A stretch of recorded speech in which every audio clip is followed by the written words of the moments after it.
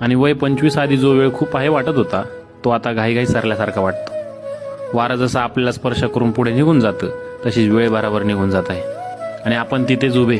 बरं ठीक आहे त्यांचं ज्यांना 30च्या आतच अर्धी स्वप्न पूर्ण करता आली, सांगण्यासारखं आणि झोप लागेल इतपत निदान काहीतरी त्यांच्याकडे आहे।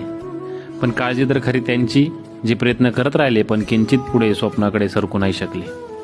मग काही लोकांची उदाहरणं तर आधीपासूनच प्रत्येकाच्या समोर असतातच ना, की एवढं कमकुवत जीवन आपल्याला नाही जगायचं। तसेच आपण होऊ का हा प्रश्न पडतो। का असं वाटतं की 30 पर्यंत खूप मोठं आयुष्यात काही करू नाही शकलो तर आपण संपलेल्या यादीत जमा आहे। आणि अरे आपण करू एका वर्षात काय पालट ही सगळी ही जिद्द हळूहळू चिंतेत का बदलत जाते।